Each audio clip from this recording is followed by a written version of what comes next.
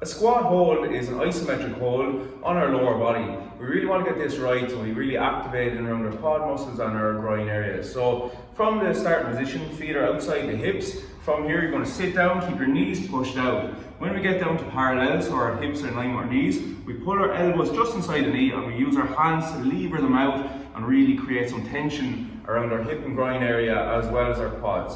So from the side, feet outside the hips, we're going to sit down and back, and then we're going to lever the knees out to create that tension along the groin.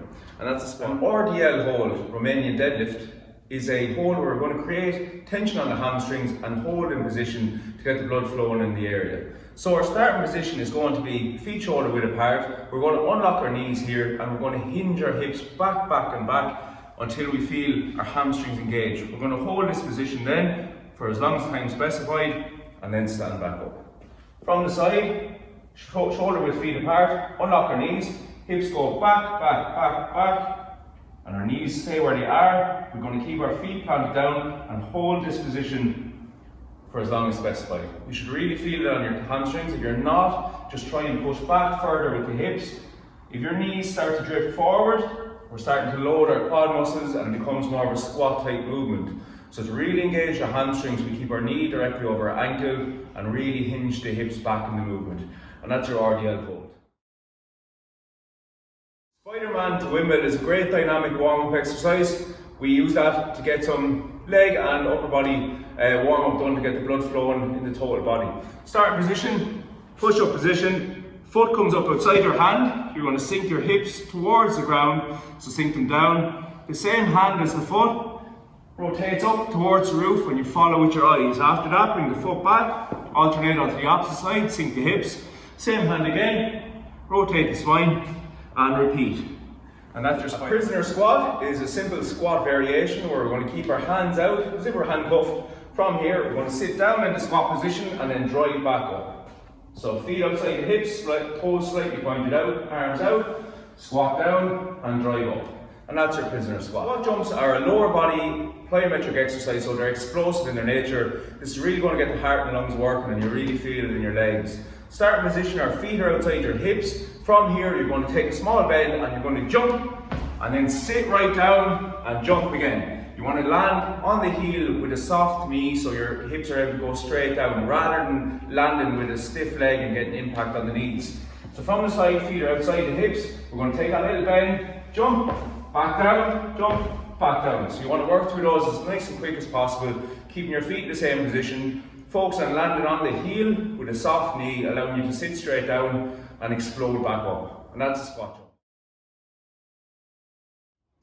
Squats are one of your lower body compound movements, meaning we're going to engage more than just one muscle when we're doing it. One of the biggest and strongest movements the body can complete, and being able to do a bodyweight squat efficiently is super important.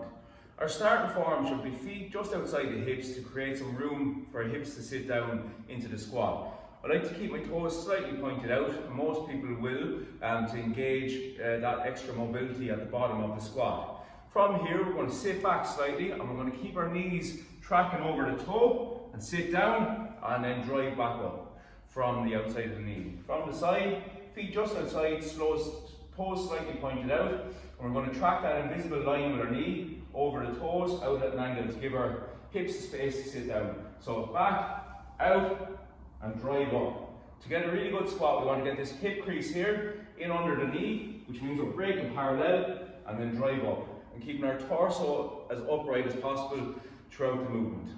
Any questions on squat? Single leg glute bridge is a hamstring dominant movement, similar to a glute bridge, but we're really going to isolate each hamstring individually and get some really good work in. Our starting position is on the ground, so we lie flat on our back. From here, you're going to bring one heel right in towards your bum. You're going to bring the other leg straight up. Push your knees together, so you've really pushed them together and keeping them nice and straight.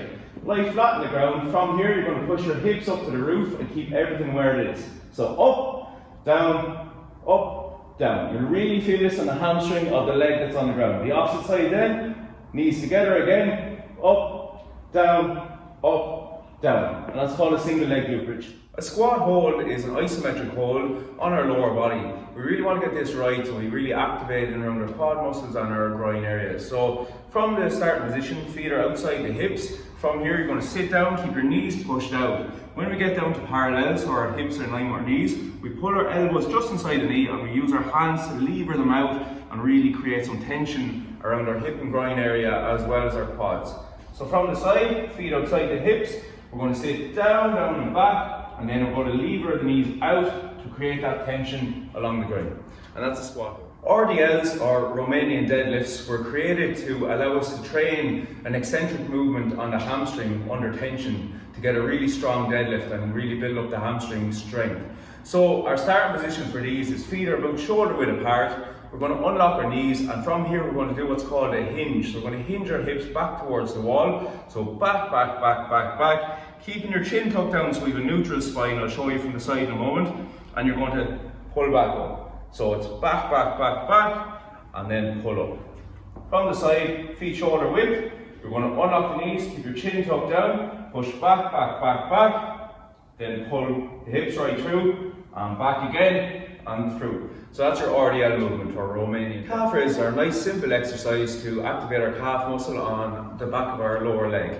So starting position is feet about shoulder width position. You're going to focus on pushing through your big toe and the ball of your foot here. So in around these areas, rather than the weight shifting out onto your little toes. So from here, stand nice and straight, push up through the big toe and the ball of the foot, keep nice and sturdy, and back down. From the side, feet shoulder width, you're going to push up, squeeze, back down, up, and back down. So small little squeeze at the top to really engage the muscle, and it's a nice happy bridge hold is an isometric lower body exercise where we're going to hold tension on our glutes, which is our backside, for a period of time to create tension. So we're going to lie down on the ground.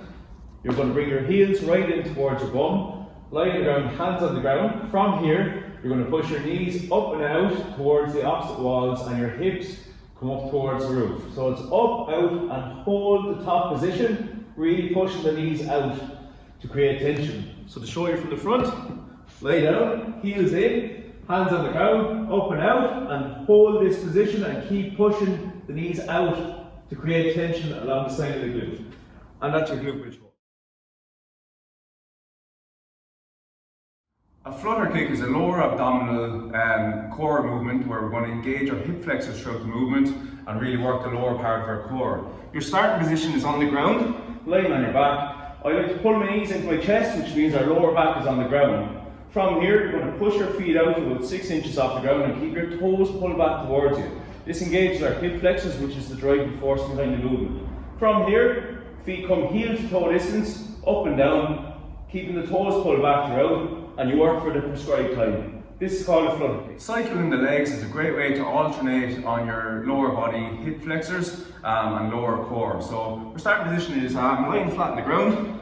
Both our knees come into our chest like this. We're going to push one leg out at a time. Keep your toe flexed back towards your face and keep the other leg in. From here, pull back in, cycle the other leg out, then opposite, and just keep working through that alternate motion. You want to bring the feet to about 6 inches off the ground, and that's where you're going to get your optimum pull on the core. So the gill sit-ups are a lovely core exercise. We're going to work a bit of the sternum area and our lower core. So we're starting on the ground, lying on our back. From here, we're going to raise our legs up, keep your toes pulled back and keep your knees out from the hip. Hands come up towards the roof, and from here, you're going to sit up and bring your hands directly up to the roof. So it's up and down. You get a lovely work across the top of the core, and because your legs are up in the air, you're holding some tension on your lower core as well. So it's a great full core exercise for the front of the core, and that's a gill sit-up.